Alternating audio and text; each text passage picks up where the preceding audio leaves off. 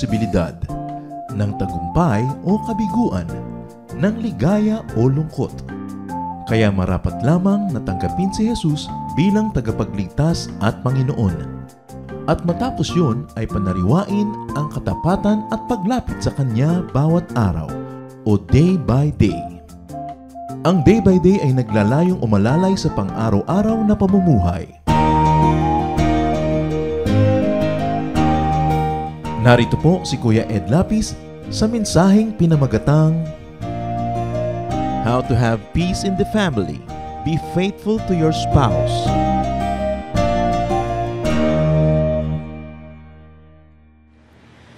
Surrender is part of divine worship. We surrender to the Lord takes over the kingship in our lives, and errors are corrected, strength is gathered, life is beautified. Isa po talagang bahagi ng malalim na pagsamba ang pagsusuko ng lahat-lahat sa Panginoon, lalong-lalo na mga bagay na hindi natin dapat na ipagkait sa Kanya, mga bagay na hindi natin dapat ikubli o itago.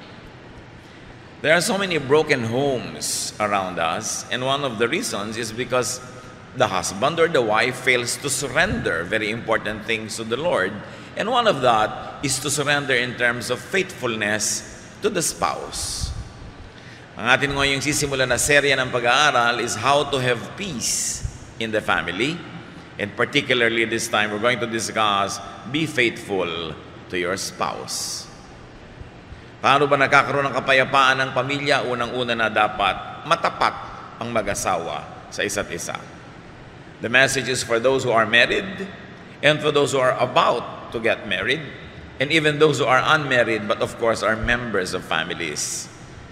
Heavenly Father, we thank you that you are our Father and that you are faithful to us, your children. Teach us to be faithful to you and to all the other people that we owe allegiance to. Turuan niyo kami maging matapat sa inyo at sa bawat taong meron kaming pananagutang pagtapatan, lalong-lalo sa mga mag-asawa, magulang at anak, maging sa mga magkakapatid. Turuan niyo po kami paliwanagan, akayin. At ngayon, Panginoon, dinedeklara namin sa iyo ang aming mga kasamaan, kasalanan, pagkukulang. Patawarin niyo po kami.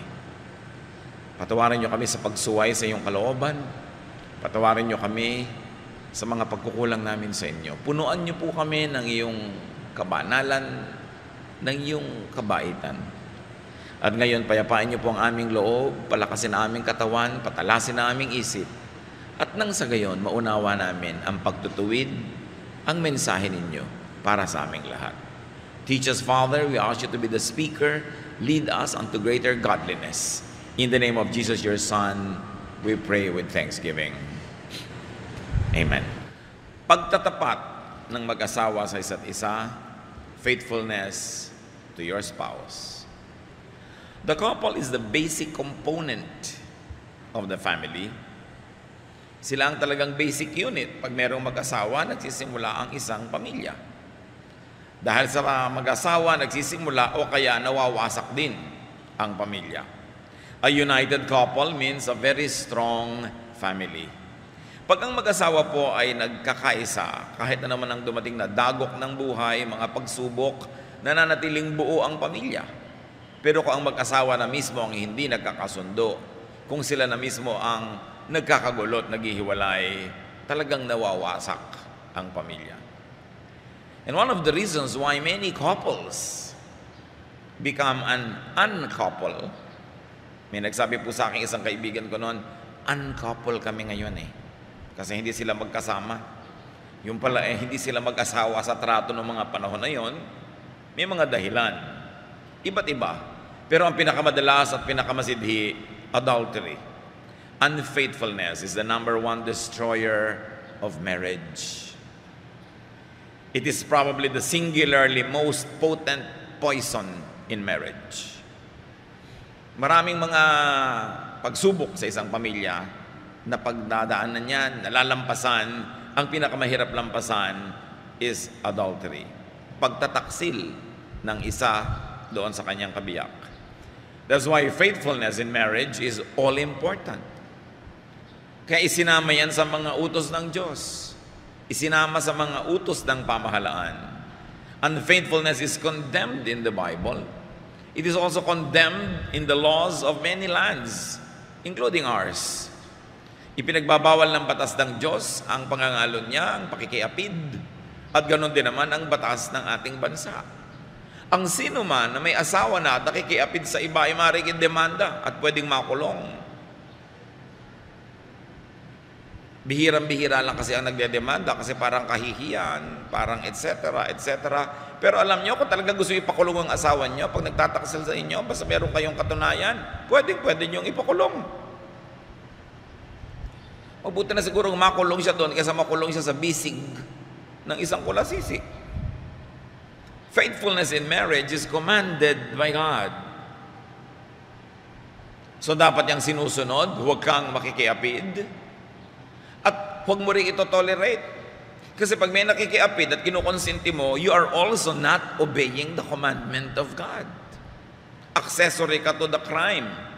Ipagpalagay ng hindi ikaw yung nangangalon niya, hindi ikaw yung nakikiapid, pero asawa mong tinotolerate mo lang, partner in crime ka na rin. Kasi inutos siya ng Diyos na dapat ituwid.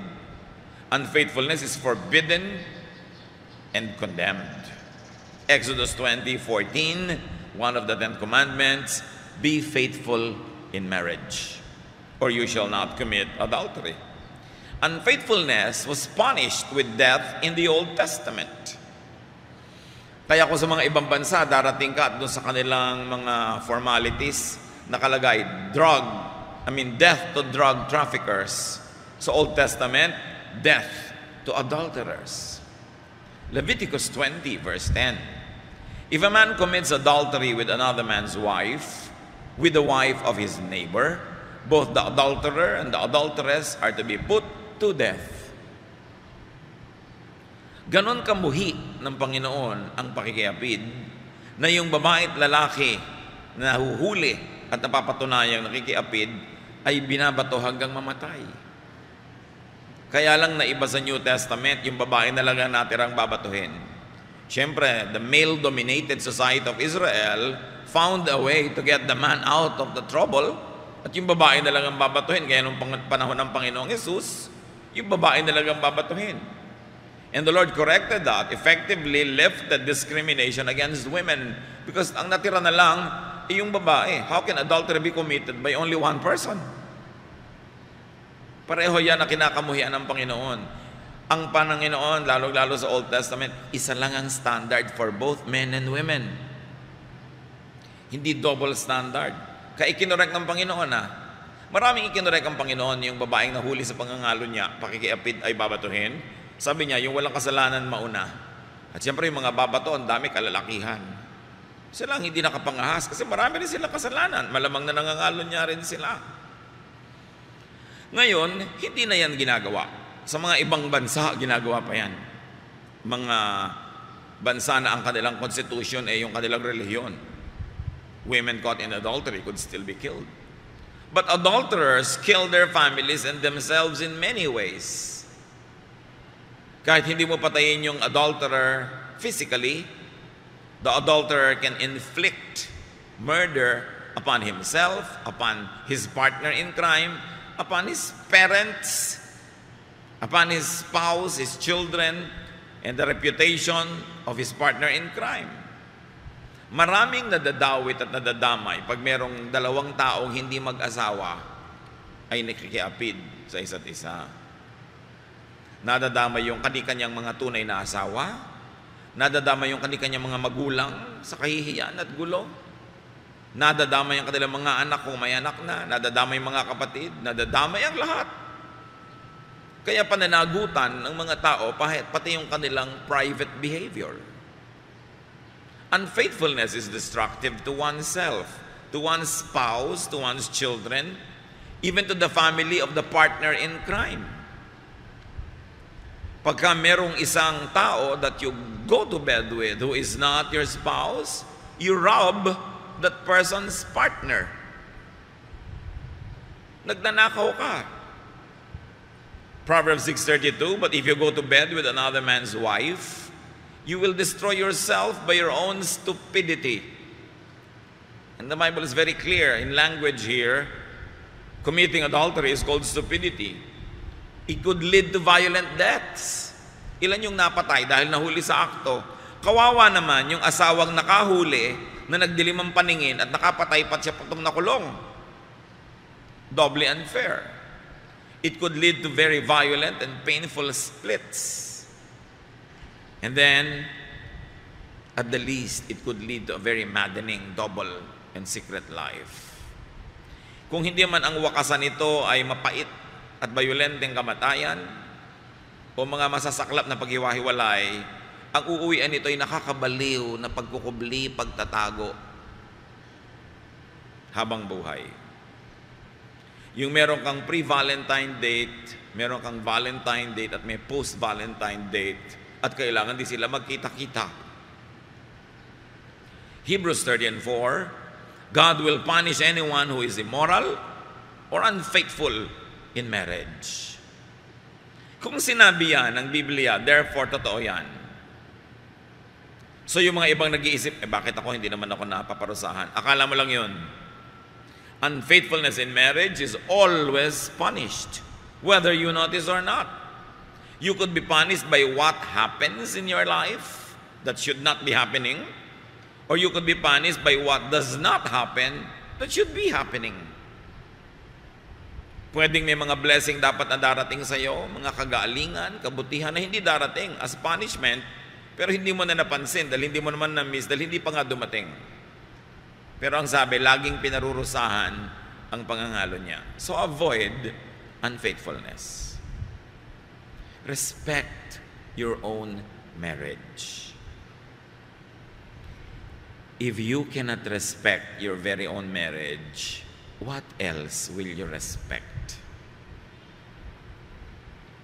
Kung bababuyin ng isang tao ang sarili niyang matrimonyo, ano pa ang igagalang niya? So you respect your spouse. You respect yourself.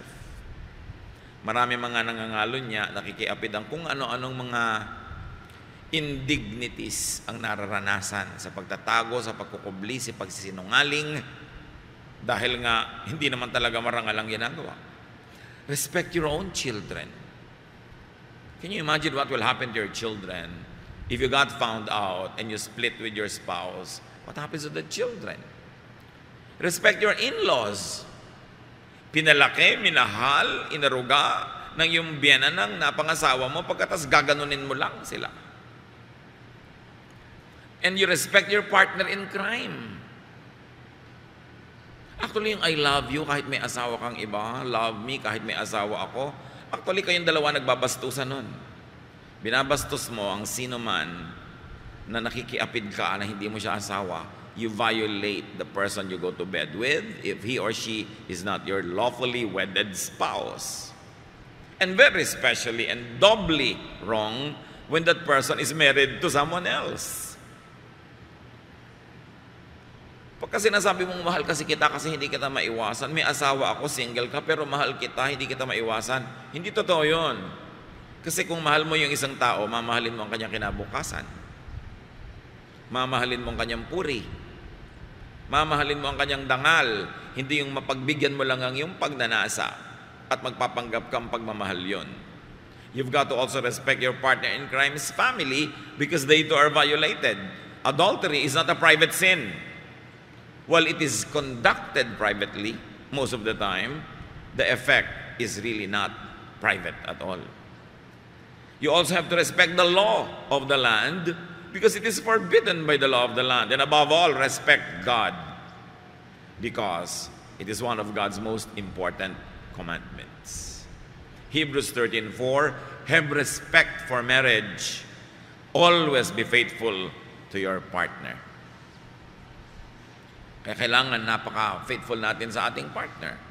Avoid unfaithfulness. How do you do that? Want what you got. Kailangan kung sino yung napunta na sa'yo, napakasalan mo, pinakasalan mo, ibigin mo na yun. Hanapin mo na lahat ng katangian nun, Patawarin ang mga kakulangan, punuan mo ng iyong mga sariling pampuno ang kakulangan niya. Discover the great wealth that is in your spouse. Teach yourself to be happy with your own husband or with your own wife. Pag meron kang discontentment, unhappiness, patayin mo yun. Kasi kung hindi, yun ang mananaig, ikaw ang papatayin nun.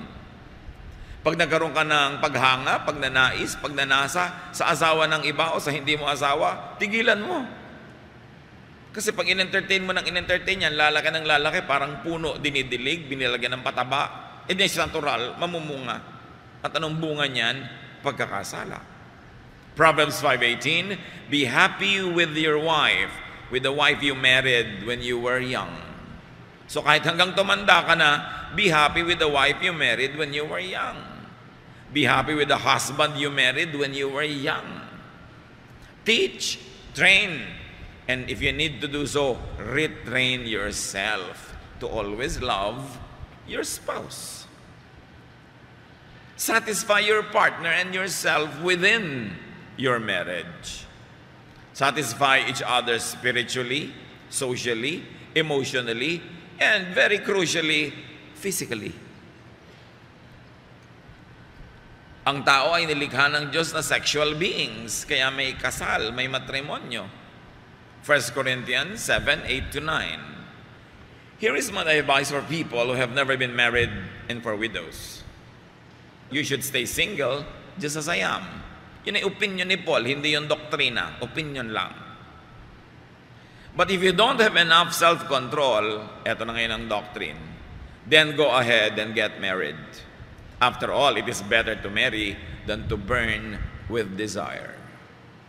Sabi ni Paul, sa dami ng problema sa mundo, mas mabuti pa nga, katulad ko na lang kayo, single forever. Pero sabi niya ganun, kung naglalagablab kayo sa pagnanasa, mag-asawa kayo para hindi kayo magkasala. Mabuti naman mag-asawa kaysa sa mag-apoy kayo, diba? Sa mga pagnanasa na hindi nyo malaman kung kanino ibabaling. So in marriage, it is perfectly all right to burn with desire and to be passionate.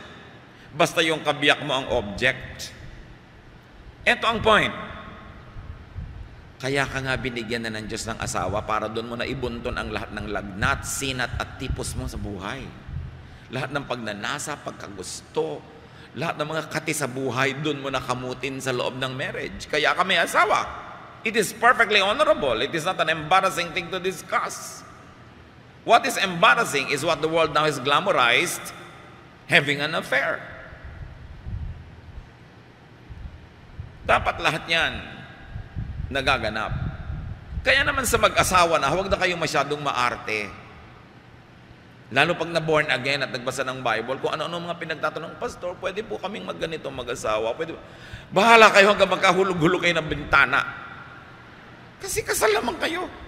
Sa harap ng Diyos, sa harap ng langit. Anong tatanong-tanong pa kayo? Religiosity is meant to beautify your life, not to take away the pleasures that are allowed in marriage. Kaya kung mas may asawa kayo, tapos kayo ay nagbabasa ng Biblia, committed to the Lord, mas passionate kayo dapat. Diba? Mas expressive, mas romantic. Don't let your spirituality spoil the beauty allowed within marriage. In marriage, sex is a sacred ministry. Yan ang tinatawag na talagang pwede kayo maging comfort woman o comfort man. That is honorable. 1 Corinthians 7:5. So don't refuse sex to each other unless you agree not to have sex for a little while in order to spend time in prayer. Then Satan won't be able to tempt you because of your lack of self-control. Yan ang ganda ng contemporary English version. It calls sex, sex. Period. And what is embarrassing about that, so long as it is done in the proper forum? You should not blush when you see these words or hear these words. But what is important is, 1 Corinthians 7:5 says, it is your duty to make yourself available to your spouse. Huwag mo daw tatanggihan ang iyong asawa. Pwede mo lang tanggihan sa isang maikling panahon na pareho kayo nagkasundo, no, sige, abstain muna tayo dahil magpe-prayer and fasting tayo. Pero sabi niyo, patapos doon, magbalikan kayo sa piling ng isa't isa. Dahil pag hindi, baka kayo tuksohin ni Satanas at humanap kayo ng kasiyahan sa kandungan ng iba. Kaya alam nyo, hangang-hanga ako sa ating mga kapatid, mga kababayan, na nagtitiis, nagdurusa ng mga ibang bayan para lang magtrabaho at mag-survive ang family. But long-term, working abroad is not good for marriage. The policy of government to export people, to alleviate our sufferings, to provide work that cannot be provided by our corrupt system is not a good policy. So dapat ang mag-asawa, kung nagkakasundo man kayo ng isa ay mangingibang bayan, sandali lang, huwag masyadong tagalan. Ang pinakamainam kung ang buong pamilya bit-bit, ang asawa at pati mga anak. Pero ibig sabihin, may mga high-paying jobs na yon. Gaano karaming mag-asawa ang nakikita lang once a year or once in 2 years? At kung ang asawa may nagpunta sa Japan at naging bilog o overstaying, 15 taon walang uwian. Para lang sa pamilya. Can you imagine yung mga pagdurusang dinaranas sa mga mag-asawa? Paano ngayon? Lalong-lalo kung kayo mga kabataan pa at mabilis magsiklab ang mga nag-aapoy ng mga pagnanasa. Saan mo ngayon ibubunton? Yan ang hindi na ifa-factor ng gobyerno natin sa kanyang policy to export people. We pay a very high social cost, not to mention a very high moral cost, when husband and wives are not able to be in one bed every night together. But going back to the teachings of 1 Corinthians 7:5, get satisfaction from your own partner. At ito idiin ninyo sa inyong mga isip, mga kapatid. Kung magkakasundo kayong mag-asawa ng isa'y lalayo mangingibang bayan para magtrabaho for the sake of the family, magsasakripisyo, kasama sa sakripisyo that you will abstain from any passionate experience. Pwede bang may magtatanong sa akin, Pastor, pwede po bang mag-cyber romance kami mag-asawa? Sabi ko, sige, gawin nyo, mabuti niya kaysa wala. O kaya naman mabuti niyan kaysa gawin pa sa iba.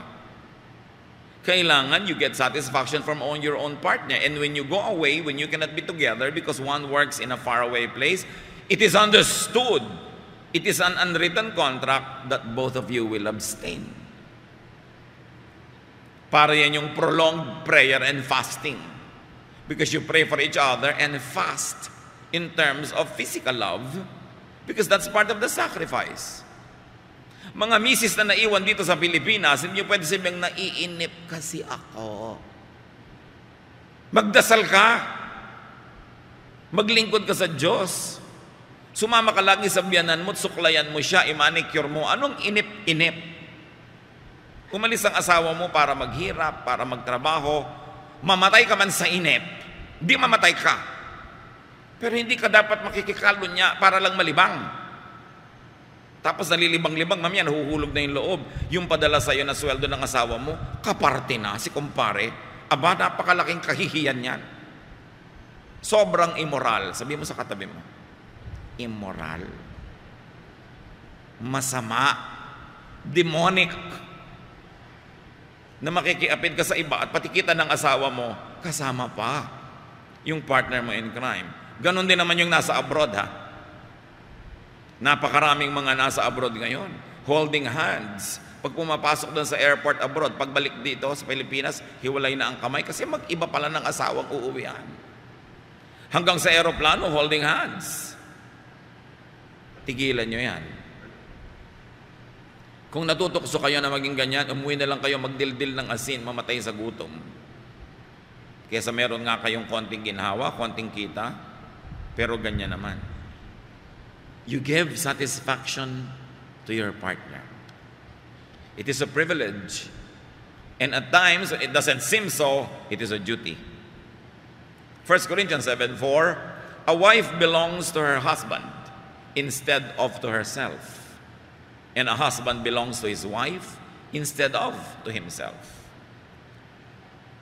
Ang version ng New International, sabi sa 1 Corinthians 7:4, a wife does not have authority over her own body, but yields it to her husband. In the same way, the husband does not have authority over his own body, but yields it to his wife. So when you refuse your spouse, you rob him or her of his or her rightful provenance. Ang katawan daw ng babaeng may asawa ay nasa ilalim na ng otoridad ng kanyang asawa, ang lalaki. At ganon din ang katawan ng lalaking may asawa, ang kanyang katawan ay nasa otoridad ng kanyang asawang babae. So para ipahiram mo ito sa iba ay pagnanakaw doon sa tunay na may otoridad dito. At sinabi, do not refuse. Sabi nga ni Paul, do not refuse except in short moments. At dapat pinag-agrihan nyo yun. Hindi dapat ginagawang pamparusa to refuse. Because you minister to one another. That is the beauty of marriage. Kaya wala nang excuse yung may asawa na tapos maglalaro pa sa ibang kandungan dahil meron ka na talagang binigay para sa iyo. Dapat ang mag-asawa, ang laging gusto, magkasama. After a whole working day, gusto magkita na uli sa gabi. Dapat ganun. Proverbs 5:15, you should be faithful to your wife just as you take water from your own well. And 16, don't be like a stream from which just any woman may drink. And 17, save yourself for your wife and don't have sex with other women. So ang sinasabi dito, kumbaga ikaw ay balon, huwag mong hayaang may ibang babaeng umigib mula sa iyo and drink from your own well. It is only for your wife. Kaya kung hindi kayo magkasama, nagtitiis, nagtitiyaga, nagdadamayan. Hindi ka hahanap ng ginhawa outside of your exclusive partnership. Kaya sa mga magkakalayo, sa mga hindi pwedeng magsama agad, ito dapat ang theme song.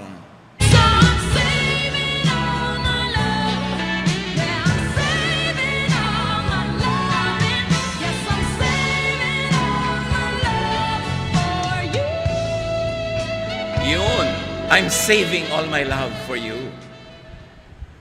Katabi nyo ba ang inyong asawa? Sabihin nyo nga ngayon yung may katabing tunay na asawa. Diba? I'm saving all my love for you. Pagka si OFW dumating, ipapakita ng asawa. Diba? Anong ipapakita? Yung bank account. I'm saving all your earnings. Hindi ko ibinibigay sa mga kamag-anak ko. And I'm saving all my love for you. Dapat ganon. At ganon din yung lalaki. Pagka ganon, pwedeng magkahiwalay basta marunong magtiis. The social and moral cost of separation is not worth it. It's not. Dapat talagang yan ang theme song, I'm saving all my love for you. But of course, the main theme of that original song is not very honorable. Yung line lang na yon ang kinukuha natin. I'm saving all my love for you, my lawfully wedded husband or wife. Proverbs 5:18-19, be happy with the wife you married when you were young. She is beautiful and graceful like a deer. You should be attracted to her and stay deeply in love. So ladies, stay beautiful as much as you can. And men, stay handsome. Tulungan nyo naman yung asawa nyo na patuloy kayong pagnasaan. Hindi yung kayo iwasan, yung pag nakikita kayo pa nakakapagod dito, ay trabaho ito, ay mabaho ang paa, di ba? Ay hindi naghilamos. You stay pretty, you stay handsome for your spouse para ganahan siya. Men, help them stay beautiful. Pag daw may babaeng pumapangit, 90% of the time, asawa ang dahilan. Nasa alaga yan. Malakas magpapangit yung pagseselos, pag-aalala, pagdududa. Next to walang budget. Okay? Pero mas yung ang asawa mo kung saan-saan dumarapo, yan, pumapangit tuloy. Kaya tuloy, nagpapagandang pilit. Kaya kumisan kung ano ng disastrous effects ang nangyayari kay Mrs. na pinipilit maging kamukha nung kerida. Eh yung asawa mo may kulasising 14 years old, ikaw 60. Can you imagine the comedy that will happen? When you try to look 14, kawawa naman yung mga babae na napipilitang magpakaganyan-ganyan, magpa-opera, kung ano pinagagagawa, para lang patuloy na maakit ang kanilang mga mister. Siyempre, masakit sa isang babae na kasama niya yung mister, may dumaan lang na bata-bata, talaga namang halos sagpangin na nung asawa niya. Kaya kung ano-anong gagawin niyang gimmick para maging ganun din siya. But remember, it is the wife of your youth, not the youth of your wife, that the Bible teaches us to be faithful to. Proverbs 5:20, don't go crazy over a woman who is unfaithful to her own husband. Men, listen to this, and also women. Sabi niya, huwag kayong mahibang, huwag kayong mabaliw sa isang taong nagtataksil sa sarili niyang asawa para lang makipagtagpo sa inyo. Kuminsan, it's good food for your ego. Wow, pinagtataksilan ng babaeng ito ang husband niya para lang sumama sa akin. Pero paano niyo igagalang ang isang babae na para lang sumama sa inyo, binababoy yung sarili niyang asawa at ang kanyang sarili? Paano mo rin nagagalang yung lalaking ganon? Meron pa mga nagtatanong sa akin sa Facebook, meron po akong boyfriend, nahulog na yung loob ko, kaya lang hulog na yung loob ko nung nalaman kong may asawa. Tapos, sabi po niya, ilihim namin sa asawa niya ang aming relasyon. Sabi ko, gaga ka ba? Ang ganda-ganda mong tao, ang husay-husay mo, isa ka lang lihim. Women, don't permit yourself to become just one man's secret. Magpakatalino kayo. If a relationship has to be a secret, you have no part being in it. You should not be in a secret relationship. You should be in a respectful, dignified relationship.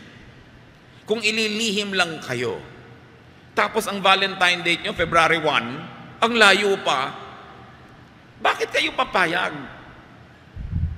You are entitled to a better treatment. Nahulog na pong loob ko. Damputin mo yung loob mo. And walk away. Hulog-hulog ng loob. Napakadali naman kasing mahulog ng loob ng mga Pilipina. Matextan lang ng 3 beses na kumain ka na ba? In love na. Kailangan hindi hinuhulog yung loob hanggang hindi ka nag-iimbestiga, hindi mo nalalaman na pwede rin pala siyang buong-buong mahulog sa'yo. Don't be one man's secret. Or a woman's secret. It's not the way to live your life. Isang beses ka lang mabuhay sa mundo. Get your best crack at life. Be fair to yourself. Proverbs 5:21-23, the Lord sees everything and He watches us closely. Sinners are trapped and caught by their own evil deeds.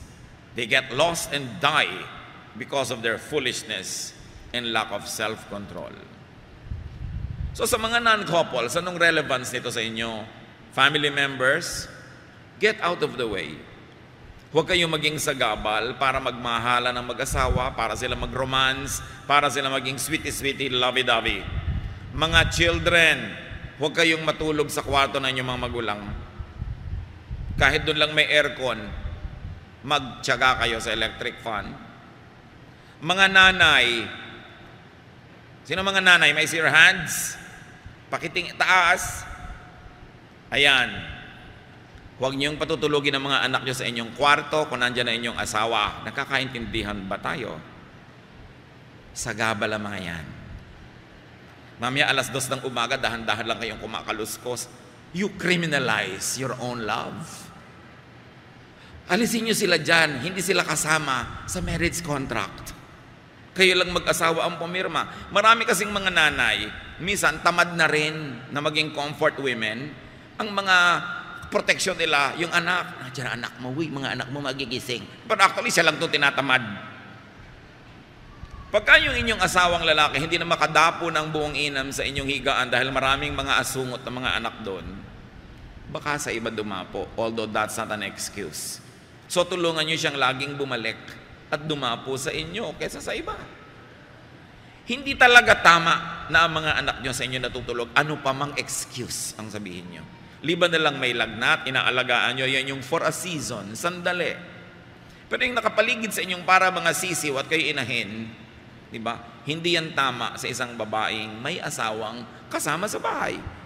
Ngayon, kung ang asawa nyo ay nasa abroad, nasa ibang bayan, malayo, pwede. Pero anak, nandyan ang daddy nyo, chupi-chupi.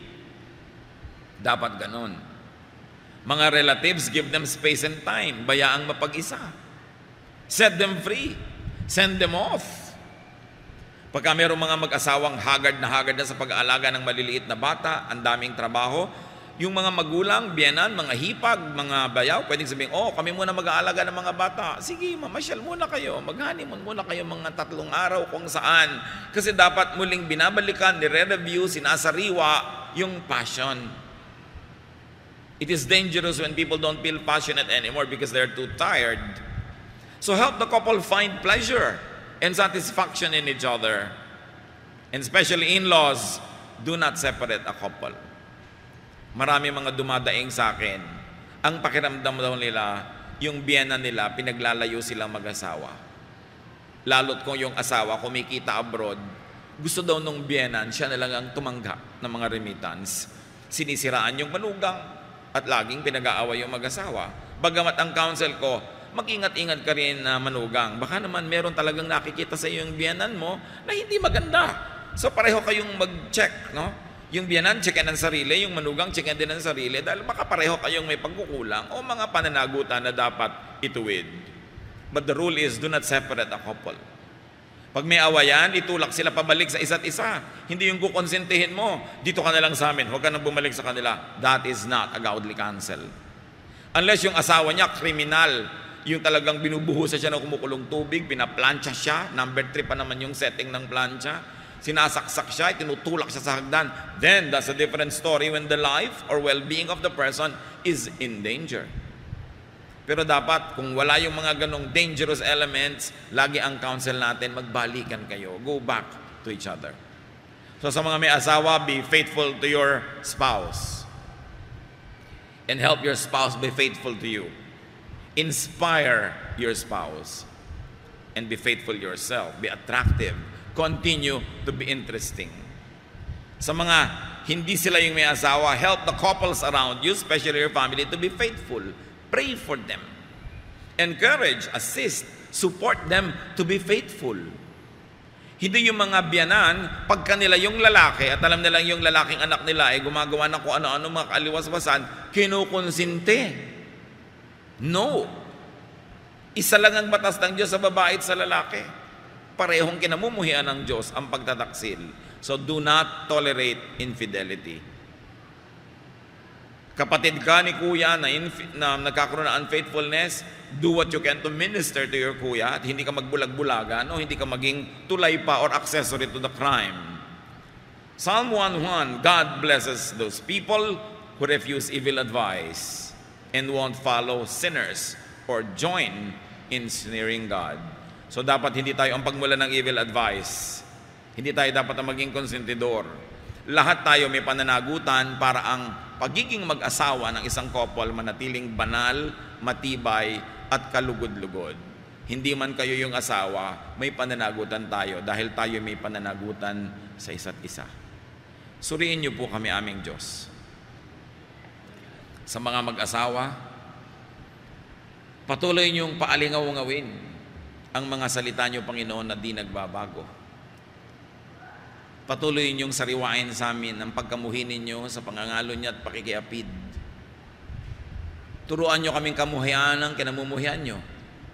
Sundin ang iniuutos niyo at malugod kami sa iyong kabutihan at kaayusan. Sa mga hindi naman sangkot sa mag-asawang maaaring magkaroon ng problema, turuan niyo kami maging blessing sa kanila. Hindi curse, hindi mga konsentidor, kundi nagtutuwid at nagbibigay ng puwang sa mag-asawa para lalong gumanda ang kanilang samahan. Doon sa mga tao, Panginoon, that fall in the cracks, those that fell into very, very horrible marriages, those that have fallen for married people or married who have fallen for other people, lalo kayong magparamdam sa amin, Panginoon. Lalo niyong ipadama ang inyong pagmamahal, ang inyong pag-unawa, pagpapatawad kung kailangan. Subalit turuan niyo kaming ituwid ang aming mga buhay. Sa mga sobrang naging komportable na sa pamumuhay sa kasalanan, muli mo kaming pukawin. Gisingin mo ang aming kabanalan na maaaring nakatulog na dahil pinatulog namin at ayaw namin pakinggan. Ibalik mo ang init ng aming pag-ibig sa iyo, O Diyos. Turuan mo kaming ituwid ang aming mga buhay, maging instrumento kami sa katuwiran ng buhay ng iba. At sa mga mag-asawa, Panginoon, na hindi ito pinoproblema, that those have been specially blessed with very faithful spouses. Sa mga mag-asawa, Panginoon, na patuloy na interesado, nagmamahal at maalab ang pag-ibig sa isa't isa, salamat po. Turuan mo ang mga mag-asawang ito na magpasalamat sa iyo ng lubos at sila naman maging instrumento para mabless ninyo ibang mag-asawang gumugulo ang buhay. Ang nais mo para sa amin ay kaayusan, kapayapaan, kabanalan. Turuan mo kaming sundin ang iyong mga utos para ang iyong mga pangako matupad sa aming buhay. Pagbulay-bulayan natin sumandali ang ating mga sinariwang mga salita mula sa Biblia, i-apply sa ating buhay at turuan ang ating mga sarili kung paano tayo magmi-minister sa mga may asawa, lalo't kung kayo yung may asawa. Father, in silence, continue to inspire us, give us practical wisdom so that all this may be applied in our lives and we can be blessings either to our spouses or to couples that we can minister to. Sumandali tayong makinig sa mga bulong ng Espiritu ng Diyos.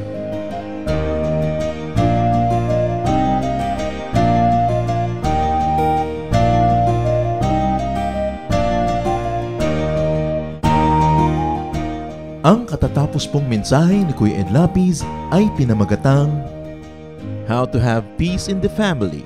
Be faithful to your spouse.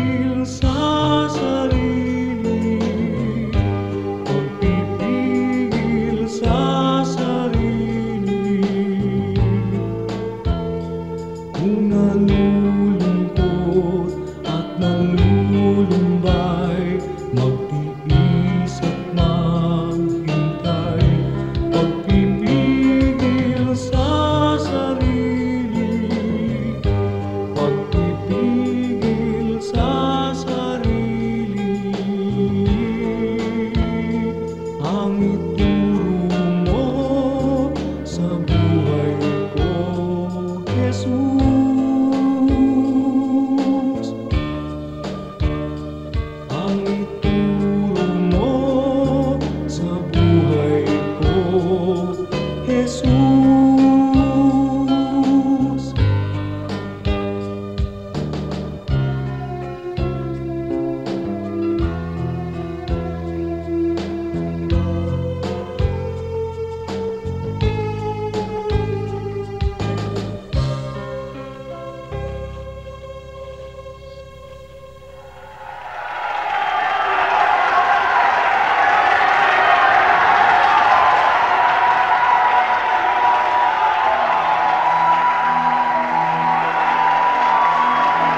Hallelujah!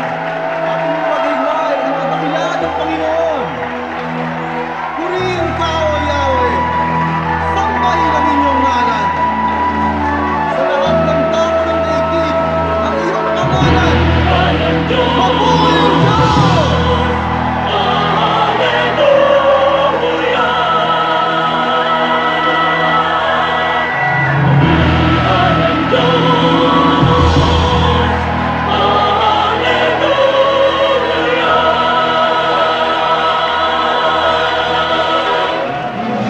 Hallelujah!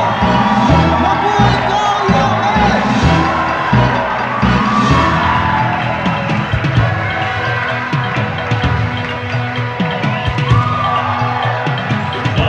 Kalima kami sa banal niyong iwan.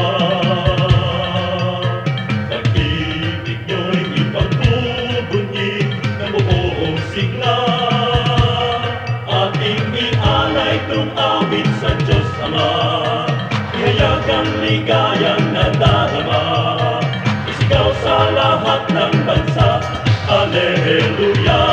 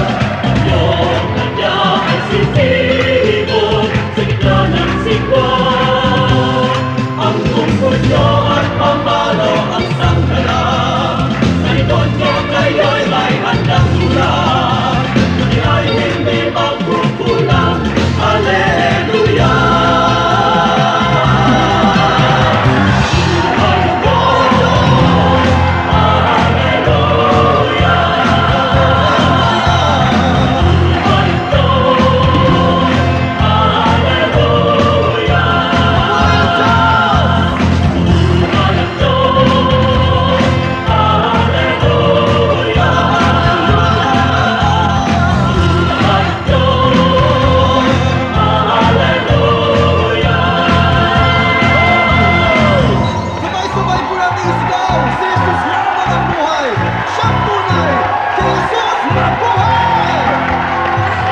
Lamang ang tunay, Jesus, lamang ang tunay, Jesus, lamang mabuhay.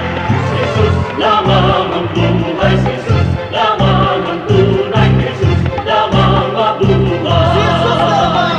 Jesus, lamang ang buhay, Jesus, lamang ang tunay, Jesus, lamang mabuhay. Ang iyong liwanag ang magsisilbing tanda sa Luzon, sa Visayas at Mindanao. Isa lamang ang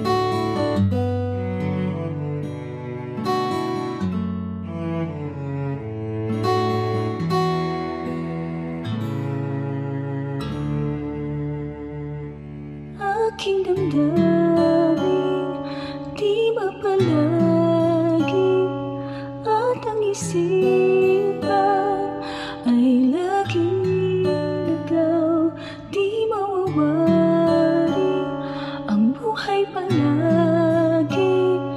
Kahit itama ay hindi sapat, nais kong itama ang lahat. Ngunit iabot at di sapat. Jesus, kailangan kita. Jesus, hindi mangangamba. Jesus,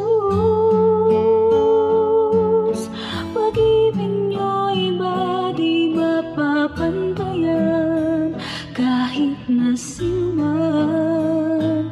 Jesus, kailangan kita. Jesus,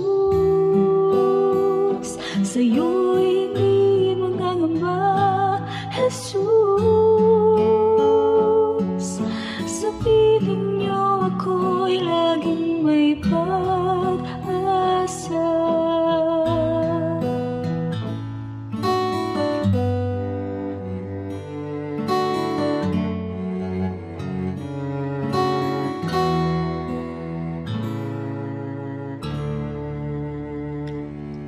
Aking damdamin, di mapalagi, at ang isipan ay laging ligaw, di mawawari ang buhay palagi.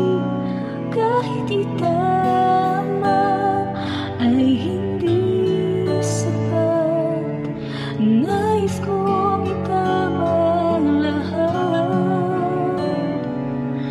Ngunit iabot at di sapat. Jesus, kailangan kita. Jesus, hindi mangangamba. Jesus, pag-ibig niyo'y iba di mapapantayan kahit na sino man. Jesus, kailangan kita. Jesus, sa'yo'y hindi mangangamba.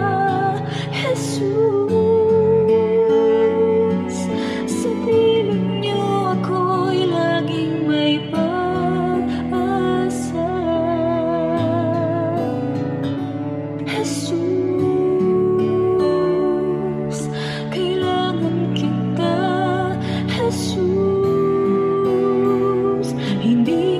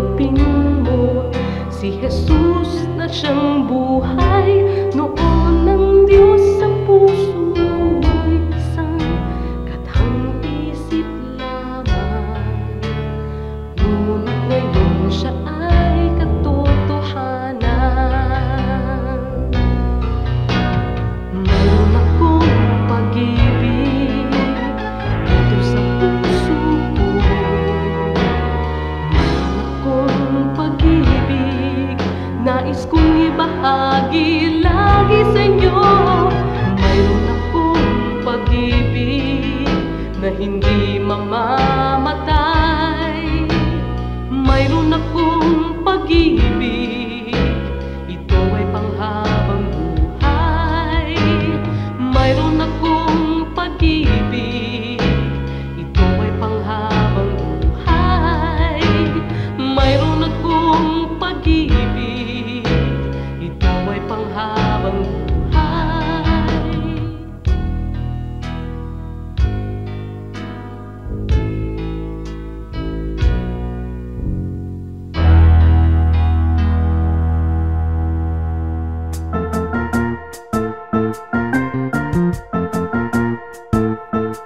Oras na po para pansamantalang magpaalam ang programang Day by Day. Tayo po'y magsama-sama tuwing ika-6 hanggang ika-7 ng umaga, araw-araw. Magandang umaga po at mabuhay ang Panginoong Hesus!